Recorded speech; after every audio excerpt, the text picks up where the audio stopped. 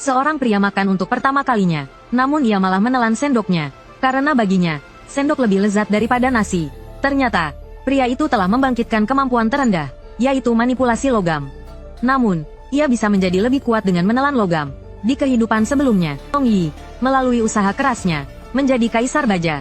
Ia bisa mengendalikan ribuan pedang hanya dengan lambaian tangan, mengalahkan semua musuh. Namun pada akhirnya, ia tetap mati di tangan manusia yang telah ia lindungi selama 10 tahun. Saat-saat terakhirnya, matanya dipenuhi dengan penyesalan. Tak disangka, yang menghancurkan umat manusia pada akhirnya tetaplah manusia. Jika saja ia bisa menemukan cara untuk menjadi lebih kuat lebih awal, mungkin ia bisa menyelamatkan situasi saat ini. Doanya sepertinya terkabul. Saat membuka matanya kembali, Tong Yi kembali ke tahun ia bergabung dengan militer. Di dunia ini, semua yang membangkitkan kemampuan harus bergabung dengan militer. Karena pasukannya kehilangan 9 selongsong peluru, seluruh pasukan sedang dihukum oleh komandan. Padahal, 9 selongsong peluru itu telah ditelan oleh Tong Yi. Kemampuannya, manipulasi logam, dinilai sebagai tingkat F, yang terendah. Baru beberapa tahun kemudian ia menemukan cara untuk menggunakan kemampuannya, dan melompat dari tingkat F menjadi kaisar baja terkuat. Saat ini, ia bisa mengendalikan logam seberat 300 gram. Sisa 10 menit lagi hingga pencernaan logam selesai. Hingga waktu makan siang tiba, pasukan Tong Yi akhirnya selesai dihukum. Namun, hal aneh terjadi lagi. Tong Yi menatap sendok di tangannya dengan penuh nafsu. Detik berikutnya, ia menelannya dengan lahap. Sisa 12 menit hingga penyerapan logam. Setelah penyerapan, berat logam yang dapat dikendalikan meningkat 1,25 gram. Tong Yi tampak pasrah. Dengan jumlah logam sekecil ini, kapan ia bisa mencapai level seperti kehidupan sebelumnya? Apakah hanya ini satu-satunya cara? 3 hari kemudian, Tong Yi sudah bisa mengendalikan belati dengan sempurna. Hari itu juga merupakan gilirannya berjaga malam. Tong Yi perlahan berjalan menuju rekan jaganya. Park Junmo, percayakah kau padaku? Ia ragu sejenak, namun menjawab, percaya. Aku merasakan banyak logam bergerak. Aku akan pergi memeriksa. Kau tetaplah berjaga di sini. Ingat, jangan laporkan ini ke atasan. Sementara itu, sebuah portal muncul di dekat markas pasukan. Beberapa goblin jatuh dari portal tersebut. Tiba-tiba, sebuah belati melesat dengan cepat, menembus tubuh goblin. Pelakunya adalah Tong Yi yang datang untuk menyelidiki. Senangnya bertemu kalian. Penantianku selama 3 hari 3 malam tak sia-sia. Goblin itu bangkit dan memuntahkan jus mentimun, lalu menyerang Tong Yi. Sepertinya aku masih terlalu lemah di level 1. Tapi aku tak suka melakukan hal yang sama 2 kali. Saat goblin itu mendekat, Tong Yi dengan cepat mengendalikan belatinya untuk menembus leher goblin.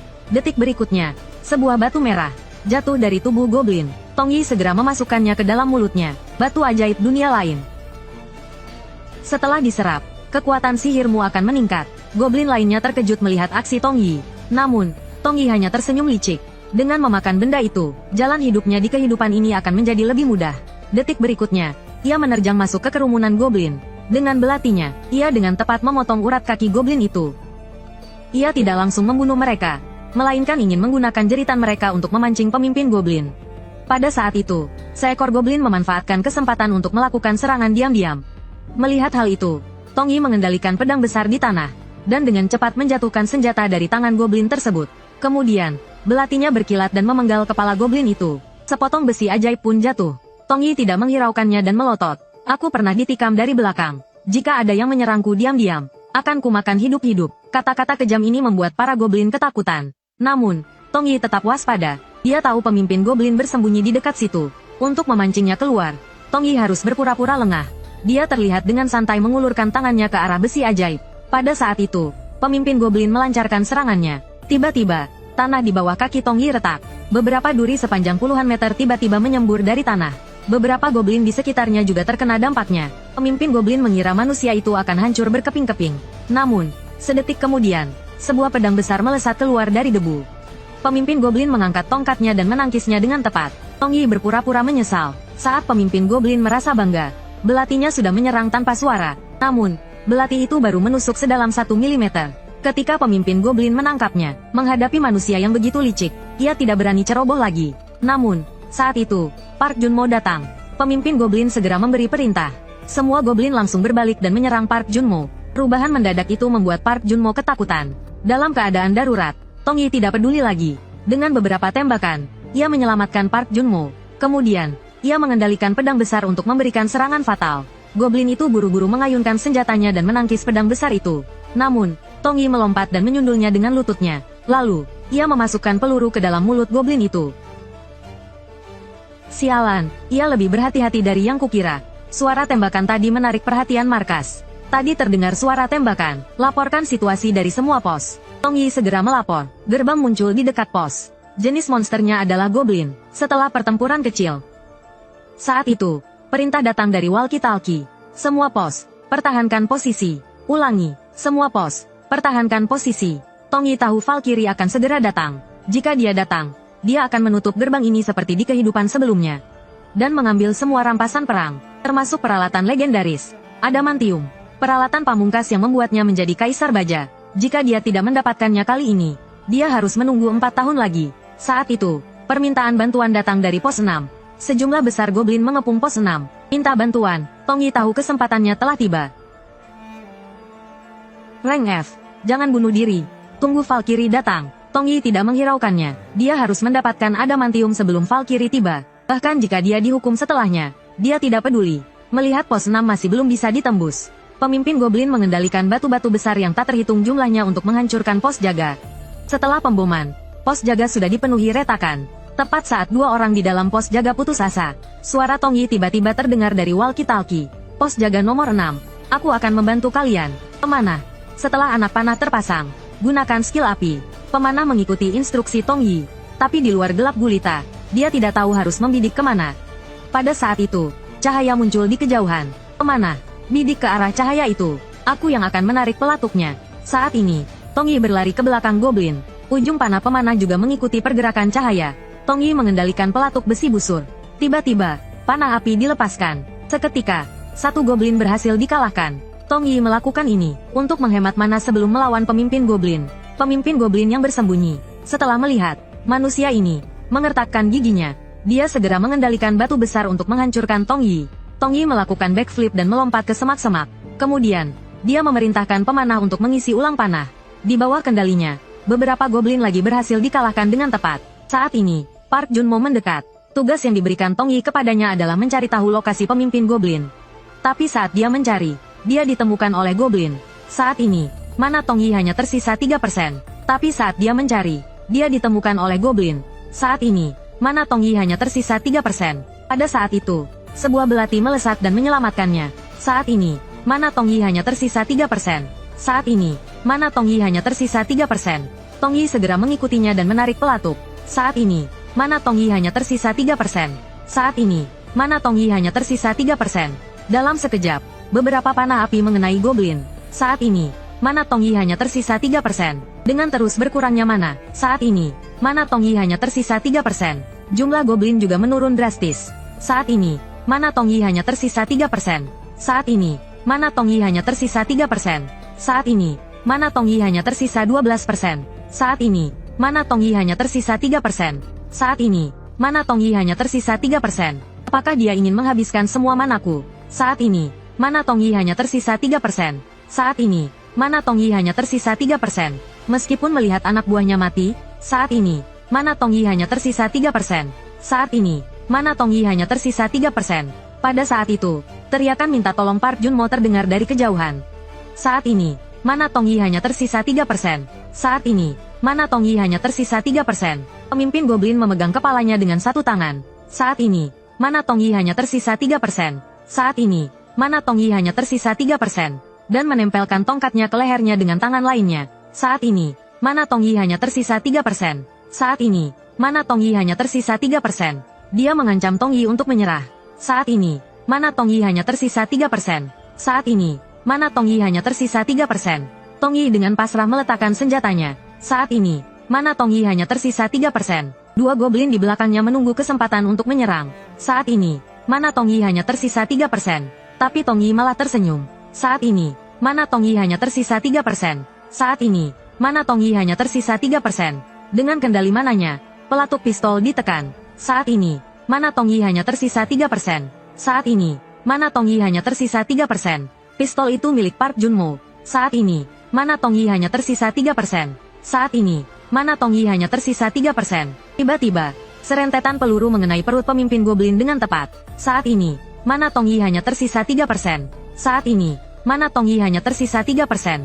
Kemudian, Tong Yi menghindar dari serangan goblin seperti anak panah yang lepas dari busurnya. Saat ini, mana Tong Yi hanya tersisa 3%. Saat ini, mana Tongyi hanya tersisa 3%. Pada saat yang sama, belatinya melesat ke arah pemimpin goblin dengan suara mendesing. Saat ini, mana Tongyi hanya tersisa 3%. Tapi belati itu terpental setelah mengenai baju kulitnya yang tebal.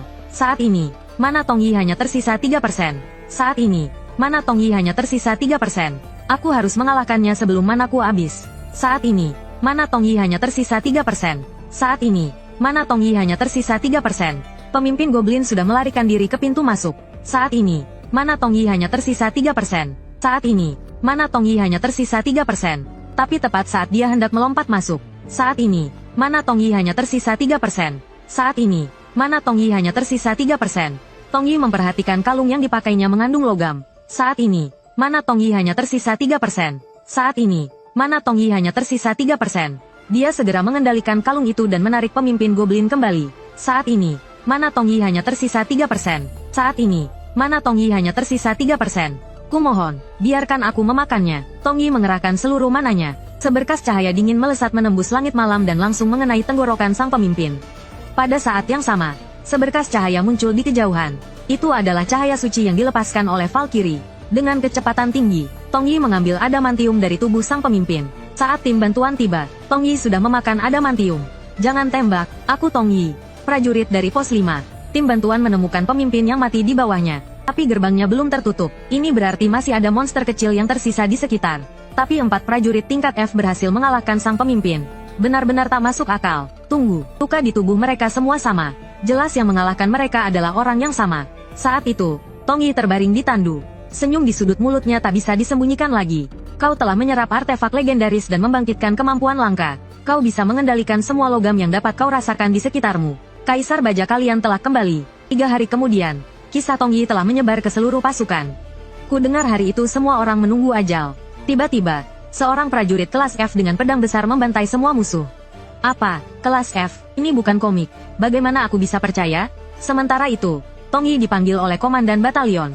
Komandan Batalion, dijuluki Macan Gunung. Awaken peringkat 166 nasional. Di sampingnya ada Valkyrie, Suyinxia, dan penyihir kelas C, Li Mingxi. Komandan bertanya dengan serius. Prajurit, kau melanggar perintah. Benarkah kau mengalahkan monster yang keluar dari gerbang?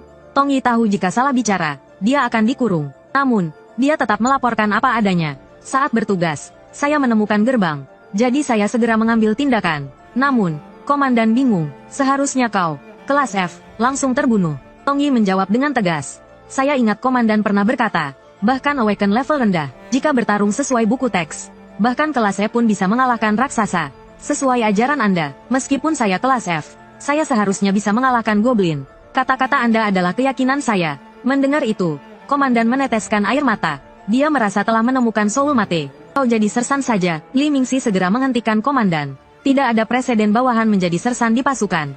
Tongyi juga tidak ingin menarik perhatian. Dia menolak tawaran Komandan. Sementara itu, saksi lain hari itu, pemanah dari pos jaga 6, menceritakan semuanya. Li Yuanxi, seorang pria tangguh yang merobek goblin. Tidak yakin satu orang bisa menahan monster dari gerbang. Mungkin dia hanya mengalahkan beberapa goblin yang sendirian. Beberapa goblin yang tersesat. Li Yuanxi segera menemukan Tongyi.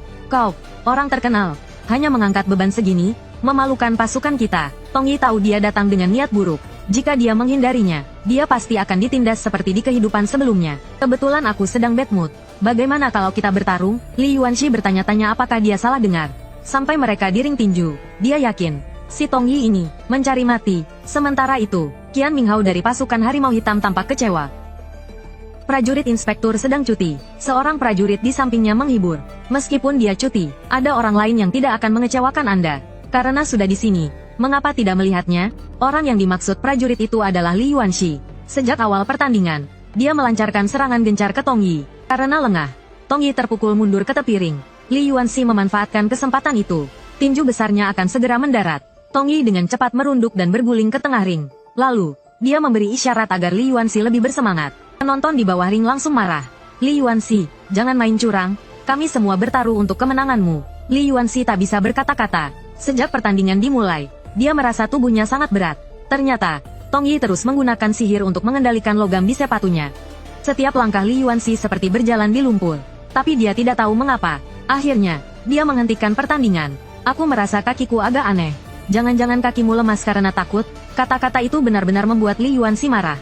Dia pun tak peduli lagi dengan pertandingan tinju dan mengaktifkan kemampuannya. Dalam sekejap, dia berubah dari gendut menjadi berotot. Ini adalah kemampuan tingkat D-nya, penguatan tubuh. Tapi tatapan Tong Yi tidak goyah sedikit pun. Satu seperti banteng yang mengamuk, yang lain seperti macan tutul yang mengintai mangsanya. Qian Minghao melihat semuanya. Menarik sekali. Seorang prajurit mengira Qian Minghao memuji Li Yuanxi, lalu menimpali. Sudah kubilang, kan, dia pasti tidak akan mengecewakan Anda. Saat itu, Li Yuanxi melesat. Dengan tinju yang kuat, dia memukul Tong Yi hingga terlempar. Semua orang di bawah ring mengira dia sudah menang. Tapi Li Yuanxi merasakan sesuatu yang aneh. Tinju tadi seperti mengenai baja. Seperti dugaannya, Tong Yi mendapatkan kemampuan baru setelah menyerap adamantium. Baja Isasi, menggunakan sihir untuk mengubah sebagian tubuhnya menjadi baja. Lalu, dia terus memprovokasi Li Yuanxi untuk menyerang.